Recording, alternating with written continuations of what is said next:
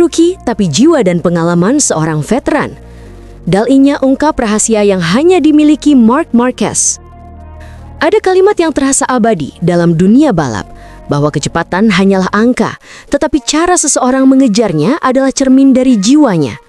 Kalimat itu seakan menemukan bentuk paling sempurnanya pada diri Marc Marquez musim 2025. Ketika ia bukan hanya kembali menjadi juara, tetapi kembali menjadi dirinya sendiri. Dan di balik keberhasilan itu, ada satu sosok yang melihat lebih jauh daripada statistik dan piala. Gigi Dal-Inya, arsitek besar Ducati yang memahami bahwa kemenangan tidak pernah ditentukan oleh mesin saja, melainkan oleh manusia yang menungganginya. Dal-Inya tidak sekadar memuji, ia menilai. Ia tidak sekadar mengagumi, ia mengidentifikasi sesuatu yang baginya paling langka dalam dunia MotoGP modern.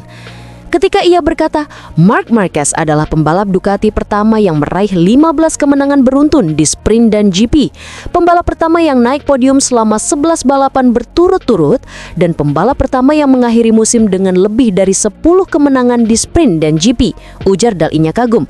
Ia tidak sedang membacakan rekor, ia sedang menyampaikan pengakuan bahwa ada satu dimensi kemampuan yang sulit dijelaskan oleh angka. Tetapi penghargaan terbesar Dal-Inya bukan tertuju pada trofi. Justru yang ia tekankan adalah bagian yang tidak terlihat kamera, tidak terekam layar telemetri, namun terasa nyata di dalam pedok Ducati. Ia melanjutkan, namun yang sama penting, bahkan lebih penting lagi, adalah bahwa kembalinya ia ke dunia balap, awalnya di tim satelit, kegigihannya dan antusiasmenya merupakan gambaran ambisi seorang juara yang ingin menemukan kembali sensasi yang hilang dalam pengembaraan beberapa tahun terakhir, lanjut Dal-Inya. Ada kejujuran dalam kalimat itu. Marc datang ke Ducati bukan sebagai raja yang ingin singgasana dikembalikan, tetapi sebagai seorang pejuang yang ingin membangun ulang dirinya dari serpihan masa yang gelap. Dan Dal-Inya melihat itu tepat di saat dunia menganggap Marc tak lagi mampu kembali ke puncak. Dal-Inya menambahkan, cahaya di matanya adalah tanda petualangan manusia sebelum menjadi petualangan olahraga, dijalani dengan kerendahan hati seorang pembalap yang selalu harus belajar, ujarnya. Kalimat itu menggambarkan hal yang lebih dalam daripada sekedar performa. Sebab bagi Marc musim 2025 tidak sekedar membuktikan bahwa ia masih cepat. Musim itu adalah perjalanan menuju kepercayaan diri, disiplin baru, dan pemahaman baru tentang dirinya. Ia datang sebagai pembalap yang lebih manusiawi, dan justru karena itu, ia kembali menjadi pembalap yang lebih berbahaya.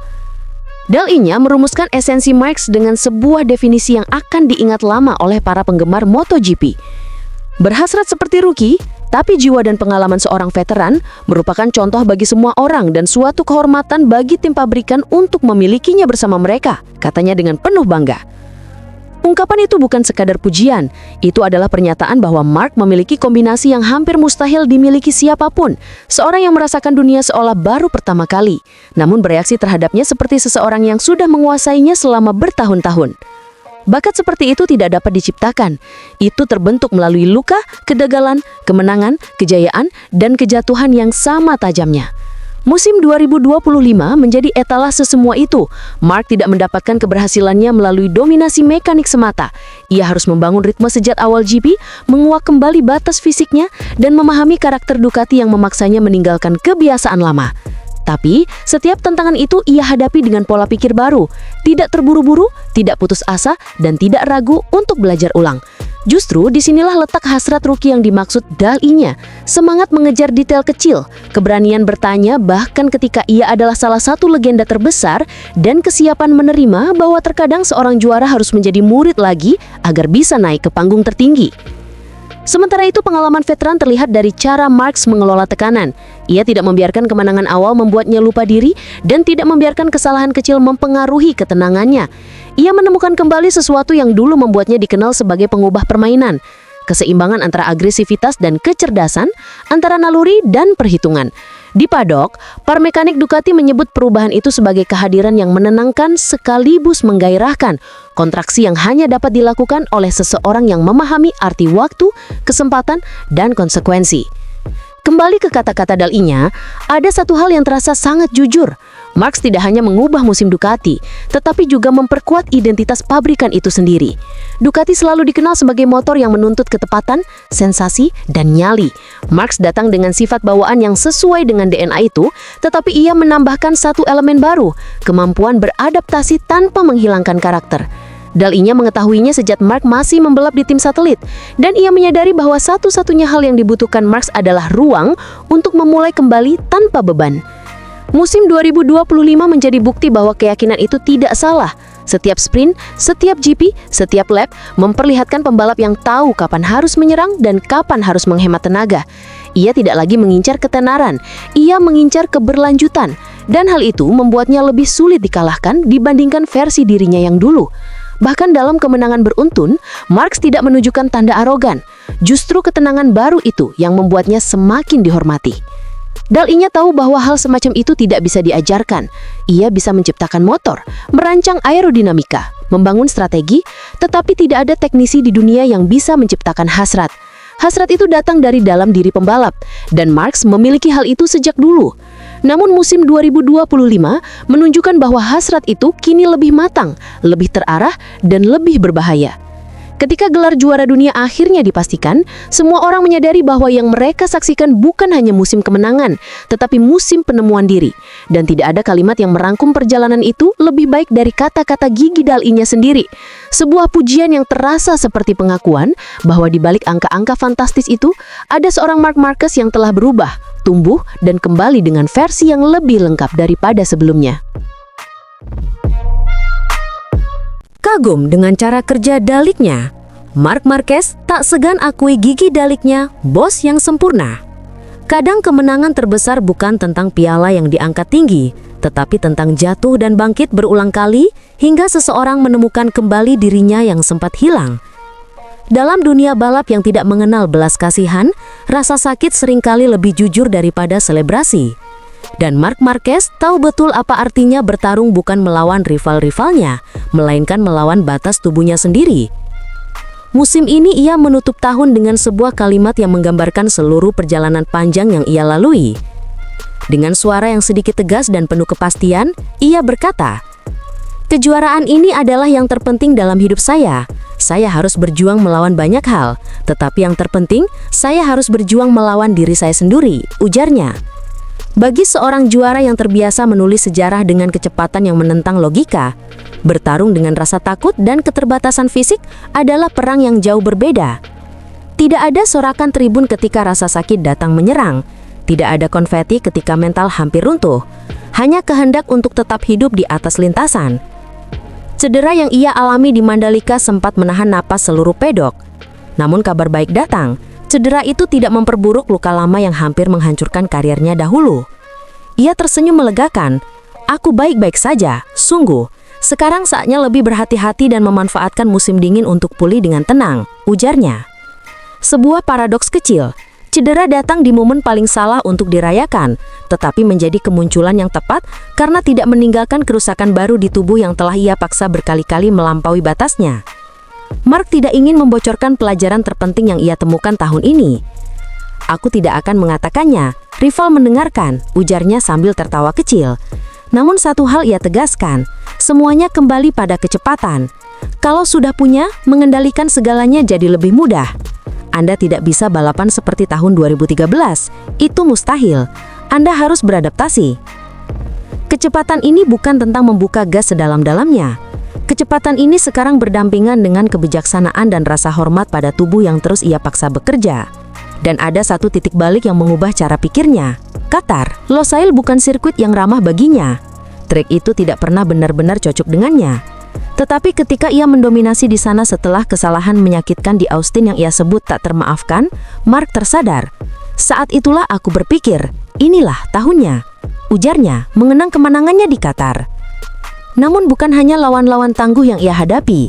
Ada satu duel yang membuat media begitu menunggu. Duel saudara Marquez versus Marquez. Sepintas dunia mungkin menginginkan drama antar darah yang sama-sama membara. Tetapi Marc melihat sesuatu jauh lebih besar dari sekedar perebutan posisi. "Suatu hari saya duduk dan berpikir, kita tidak bisa bersaing seperti ini," ujarnya sambil tersenyum. Sebuah keputusan yang memerlukan kedewasaan, bahwa sentuhan keras, manuver agresif, dan momen kritis lainnya tidak boleh mengorbankan sesuatu yang jauh lebih berharga. Jika sesuatu terjadi, terjadilah. Kita bersaudara, besok tetap bersama, kita lebih bersatu dari sebelumnya. Lanjutnya, keanggunan dalam persaingan, sebuah kemewahan yang tidak dimiliki setiap keluarga dalam olahraga ini. Mark juga membahas sosok pesaing yang ia hormati, Pecco Bagnaia. Ia tahu Ducati tidak bisa kehilangan Pecco yang berada di level terbaiknya. Kecepatan Pecco sudah terlihat. Apa yang ia lakukan di MotoGP menunjukkan kualitasnya. Ia hanya butuh beberapa bulan untuk kembali ke jalurnya. Ia percaya tes pramusim nanti akan menjadi titik balik bagi Pecco. Ia sadar bahwa juara sejati tidak akan tenggelam hanya karena satu musim yang berat. Namun pembicaraan penting yang paling menarik perhatian banyak orang adalah tentang Gigi D'Aligna. Sosok jenius yang mengubah Ducati dari pabrikan yang penuh keraguan menjadi dominasi merah yang menakutkan seluruh pedok, dan Mark tidak ragu mengungkapkan rasa hormatnya. Ia menangani situasi dengan tepat. Itu adalah keputusan besar dan sulit. Mereka membiarkan saya menunjukkan bakat saya dan percaya pada saya sejak awal, ujarnya Mark kagum. Ketika seorang legenda mengakui seorang lainnya, itulah momen ketika dunia menyadari ada sejarah besar yang sedang berkembang. Mark menggambarkan D'Aligna sebagai bos yang sempurna, seorang pemimpin yang bukan hanya memahami angka, sudut, dan aerodinamika, tetapi memahami manusia yang menunggangi mesin itu. D'Aligna bukan hanya merancang motor, ia membangun kepercayaan, dan kepercayaan itulah yang menjadi dasar kebangkitannya. Namun musim depan menyisakan tantangan baru yang tidak bisa diprediksi. Persaingan semakin merapat, pabrikan-pabrikan lain tidak tinggal diam. Aprilia berkembang cepat, KTM meningkat, Honda telah mengambil langkah besar dan inilah MotoGP, daya saing murni. Bukan Marc Marquez namanya jika tidak tersenyum melihat badai di depannya. Tahun 2027, ia menyebutnya sebagai tahun ketidakpastian terbesar dalam sejarah MotoGP. Tidak ada yang bisa menjamin motor mana yang terbaik, Anda harus mengikuti insting Anda. Katanya lagi, insting, senjata yang menyelamatkannya berkali-kali di tikungan paling gelap dalam hidupnya. Dan jika ia masih ada di sana ketika dunia berubah nanti, ia hanya punya satu alasan. Karena saya yakin saya bisa menang. Kalau tidak, saya akan berhenti. Saya bertarung untuk kejuaraan. Itu tujuannya dan memang harus begitu. Bagi Marc Marquez, puncak bukan sekedar trofi. Puncak adalah ketika ia dapat percaya pada tubuhnya lagi. Ketika rasa sakit tidak lagi menjadi musuh utama. Ketika ia dapat kembali mengepakkan sayap seperti dulu, begitu cepat hingga bahkan batasan terpaksa mengalah. Siapa Mark? Candaan yang berbalik jadi bumerang. Pedro Acosta akhirnya jelaskan akar dibalik candaan kontroversialnya. Ketika ambisi dan kenyataan bersinggungan, hanya mereka yang tidak takut untuk mengakui kelemahan yang mampu melampaui batas. Pedro Acosta adalah contoh paling nyata dari filosofi sederhana itu. Di balik sorakan penonton dan kamera yang tak henti menyorotinya, ada seorang pemuda yang sedang mencoba memahami arti menjadi sosok yang diperhitungkan di panggung terbesar balap dunia, yaitu MotoGP.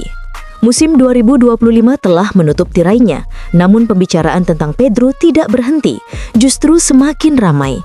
Ia bukan lagi rookie penuh kejutan, melainkan pesaing yang wajib diawasi. Keberadaannya sudah mengubah dinamika kompetisi. Siapapun yang berdiri di garis depan akan merasakan ancaman itu semakin dekat dari waktu ke waktu. Pedro sendiri merefleksi perjalanan satu musim penuh naik turun ini dengan ketenangan yang dewasa. Tanpa ragu, hasilnya bisa lebih baik. Kami mengalami banyak kesulitan di awal tahun, berjuang untuk memperbaiki posisi kami. Namun di paruh kedua musim ada peningkatan. Kami hampir meraih podium di klasemen kejuaraan dunia.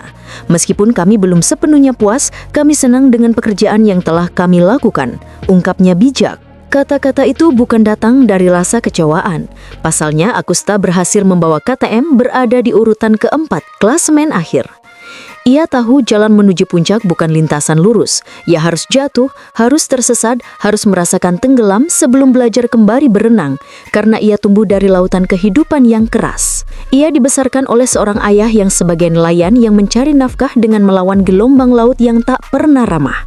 Dari sanalah Pedro mengenal arti bertahan hidup. Tak diragukan, saya belajar mentalitas pantang menyerah yang berarti pantang menyerah. Itulah hal yang paling penting. Dalam pekerjaan itu, kalau tidak dapat ikan, tidak ada makanan di rumah. Teladannya membantu saya melewati masa-masa tersulit. Orang tua saya adalah satu-satunya yang tak pernah berhenti percaya pada saya. Itu hal yang paling indah. Sulit rasanya jika keluarga tidak mendukung. Dalam hal itu, saya merasa sangat beruntung. Lanjutnya, sederhana. Namun, itulah identitas yang membentuknya, bertarung atau tenggelam. Kini, setelah resmi berada di tim pabrikan KTM, banyak yang menganggap ia akan berubah besar-besaran. Jabatan baru, tekanan baru, status yang berbeda. Namun, ia justru meredam semua hiruk-pikuk itu dengan satu jawaban yang merendahkan diri. Saya tidak banyak berubah. Tahun lalu saya sudah menggunakan peralatan yang sama dengan tim pabrikan. Kami melatih pola pikir saya selama musim untuk meningkatkan diri di saat-saat sulit. Saya perlu melangkah maju, dan saya rasa kami berhasil. Katanya tenang. Fokusnya bukan tentang status, fokusnya hanya satu, menjadi lebih baik dari dirinya yang kemarin.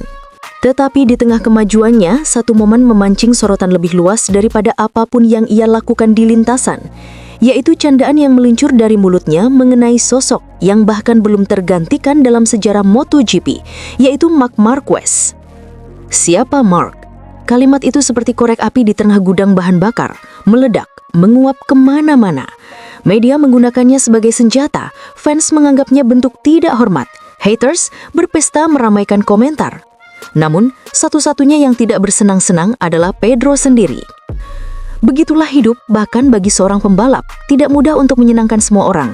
Lelucon tentang Marquez itu memang hanya lelucon, tetapi tidak berhasil. Terkadang lebih mudah untuk membuat kesalahan, namun hidup terlalu singkat untuk membuatnya rumit. Lebih baik bersikap terus terang, dengan begitu semuanya akan lebih mudah. Itu hanya candaan, tetapi tidak kena sasaran, jelasnya. Ia tidak ingin hidup dalam topeng formalitas yang kaku. Ia hanya ingin tetap menjadi dirinya sendiri. Namun kini ia belajar bahwa setiap candaan akan memiliki harga ketika ia berada di panggung sebesar MotoGP. Dan ia menerimanya dengan kedewasaan yang makin matang. Karier Pedro tidak bisa dilepaskan dari satu momen yang menjadi gerbang impian semua generasi pebalap muda. Kemenangan Moto3 pertama saya adalah momen yang paling menegangkan. Saya pernah melewati masa di mana saya ragu apakah saya akan punya tim atau bahkan apakah saya akan berpartisipasi di kejuaraan dunia. Kemudian Red Bull dan KTM datang. Mereka memberi saya semua yang saya butuhkan. Rasanya luar biasa, ucapnya mengenang. Ia paham betapa tipis jarak antara bakat hebat dengan bakat yang terlupakan. Tanpa kesempatan, tidak ada yang bisa membuktikan mimpi.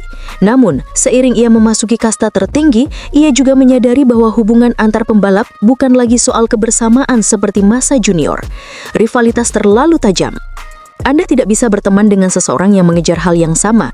Itu normal, kompetisilah yang menentukannya. Dan tujuannya selalu sama, tahta juara. Untuk itu ia membutuhkan bukan hanya kekuatan teknis, tapi juga panduan jiwa. Seseorang yang mengerti apa yang ia rasakan, dan ia menemukannya dalam pribadi mungil yang pernah menjadi raksasa Honda, yaitu Dani Pedrosa. Dani menginspirasi saya, ia punya banyak pengalaman.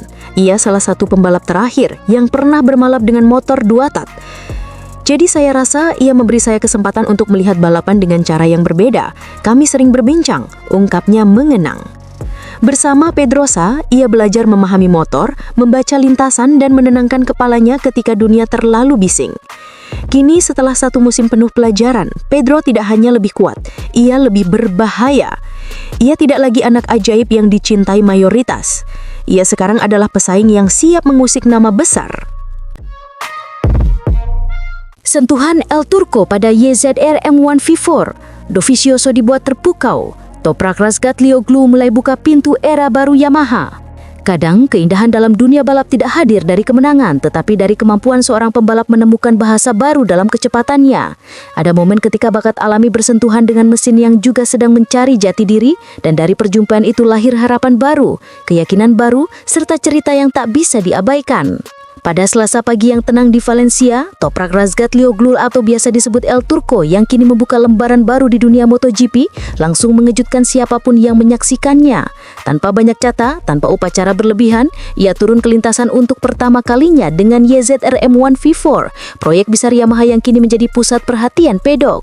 Toprak kini resmi menjadi bagian dari keluarga Yamaha. Di bawah naungan tim Pramac, ia memulai tantangan baru setelah perjalanan gemilangnya di Superbike. Hasil akhir hari itu menunjukkan Toprak berada di posisi ke-18. Namun bagi seorang debutan yang baru meninggalkan Superbike dan langsung dimasukkan ke proyek mesin baru, pencapaian itu jauh dari kata buruk. Justru semua yang melihatnya sepakat, ada sesuatu yang berbeda, sesuatu yang hanya dimiliki oleh pembalap dengan bakat alami luar biasa. Salah satu sosok yang paling terkesan adalah Andrea Dovizioso, test rider Yamaha sekaligus salah satu figur penting di balik munculnya mesin V4 Yamaha. Dovi, dengan pengalamannya yang panjang di dunia MotoGP dan karakter analitis yang tajam, bukanlah sosok yang mudah dibuat kagum. Namun hari itu, Toprak berhasil melakukannya. Setelah tes, Dovizioso berbicara kepada media dengan ekspresi puas, bahkan sedikit terkejut oleh apa yang ia saksikan. Ia tidak ragu memberi penilaian positif tentang performa hari pertama Toprak bersama Yamaha. Ya, ini bagus untuk masa depan. Saya kira dia hanya perlu lebih banyak putaran untuk mendapatkan kecepatan aslinya. Saya yakin dia mampu mengeluarkan potensi asli mesin V4 ini nanti, ujar Dovi dengan nada optimis. Perkataan itu bukan sekedar basa-basi. Bagi seorang test rider sekaligus mantan pembalap top MotoGP yang terbiasa mempelajari detail kecil dari karakter setiap mesin, penilaian seperti itu mencerminkan keyakinan yang kuat. Toprak tidak hanya cepat beradaptasi, tetapi ia menunjukkan kecerdasan natural dalam memahami bahasa motor prototype yang sama sekali berbeda dari tunggangannya di Superbike. Dovi kemudian melanjutkan dengan pujian yang lebih personal terkait kemampuan adaptasi Toprak pada aspek yang menurut banyak orang akan menjadi tantangan terbesarnya, pengereman. Bakat alaminya sangat unik, dia mampu sangat cepat beradaptasi dengan pengereman dan bagaimana dia mengelola putaran dengan ban Michelin. Saya terkejut, dia mampu mengubah cara pengereman dari Superbike ke motor prototype ini dengan sangat cepat. Itu luar biasa, ujar Dovi dengan nada tajuk yang sulit disembunyikan. Banyak pembalap datang dari Superbike dengan gaya pengereman yang berbeda dan tidak semuanya mampu mengubah kebiasaan itu secara cepat. Pengereman keras ala Superbike ditopang oleh elektronik dan karakter ban yang berbeda biasanya menjadi hambatan besar. Namun Toprak tampak mampu memahami perbedaan itu hanya dalam hitungan sesi. Bahkan pada beberapa momen di lintasan, ia terlihat memainkan batas depan motor dengan presisi luar biasa. Dovizioso juga mengungkap bahwa ia sempat berbicara langsung dengan Toprak mengenai kesan pertamanya mengendarai motor baru Yamaha, sebuah percakapan sederhana namun penuh makna bagi arah pengembangan Yamaha dan proses adaptasi El Turco. Saya sudah berbicara dengan dia, saya mengatakan kepadanya, kamu perlu hanya melaju dengan gaya seperti biasanya, kamu hanya perlu mengubah hal kecil seperti pengereman dan beradaptasi dengan ban. Dan saya kira dengan sesuatu yang dia miliki, kami punya potensi besar untuk berada di barisan depan musim depan nanti, ujar Dovi dengan nada optimis. Sebagai pembalap yang telah melewati masa-masa tersulit dalam memahami motor, Dovi tahu betul bahwa kecepatan bukanlah segalanya pada tahap awal. Yang lebih penting adalah kemampuan menyatu dengan karakter motor baru, memahami feedback dari ban, serta menyeimbangkan gaya balap dengan kebutuhan teknis mesin. Menurutnya, Toprak memiliki semua modal itu, bahkan lebih. Pujian Dovi tidak berhenti pada aspek teknis, ia juga menyoroti bagaimana Toprak membaca situasi, bagaimana ia belajar dari setiap lap, dan bagaimana ia mengelola batas motor tanpa melampauinya dengan gegabah. Hal-hal kecil yang kerap menjadi pembeda antara pembalap kompeten dan pembalap yang benar-benar spesial. Yamaha sendiri tampak puas dengan kemajuan Toprak. Meskipun proyek V4 masih berada di tahap pengembangan dan membutuhkan banyak penyempurnaan, kehadiran pembalap dengan sensitivitas setinggi Toprak menjadi keuntungan besar. Ia tidak hanya cepat tetapi juga komunikatif mengenai apa yang ia rasakan dari motor, sesuatu yang sangat penting pada masa awal pengembangan mesin baru. Pada hari pertama, Toprak juga menunjukkan bagaimana karakter agresifnya tetap muncul meski ia dalam fase adaptasi. Gaya pengereman khasnya yang selama ini menjadi ciri dan senjata utama di Superbike tetap ia pertahankan, tetapi dengan versi yang lebih soft untuk menyesuaikan karakter ban Michelin. Proses itu terlihat jelas dan justru memperlihatkan kecerdasan adaptasi yang jarang dimiliki pembalap baru. Namun bagi yang hadir, momen paling memukau adalah ketika Toprak perlahan mulai menemukan ritme naturalnya. Lap demi lap, ia tampak semakin tenang, lebih menyatu dengan YZR-M1 V4, dan mulai mengeluarkan teknik-teknik khasnya yang selama ini memukau dunia. Seperti komentar Dovi, ia memang hanya membutuhkan lebih banyak putaran. Semakin lama ia berada di lintasan, semakin jelas bahwa Yamaha telah menemukan potensi masa depannya. Debut ini bukan hanya menandai perjalanan baru bagi Toprak Razgatlioglu, tetapi juga menandai dimulainya era baru bagi Yamaha. Mesin V4 adalah taruhan besar, langkah besar Yamaha untuk kembali memperebutkan posisi atas dengan fondasi teknis baru. Dan kehadiran Toprak menjadi lapisan penting dari strategi itu. Kombinasi antara teknologi segar dan bakat alami yang tak terbantahkan.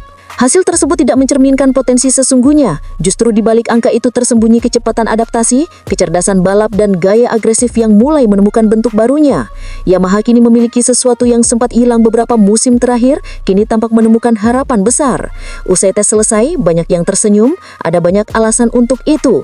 Toprak memulai perjalanannya dengan langkah yang tepat. Mesin V4 mulai menunjukkan potensinya, dan Yamaha akhirnya menemukan pembalap yang mampu membawa mereka keluar dari zona stagnasi.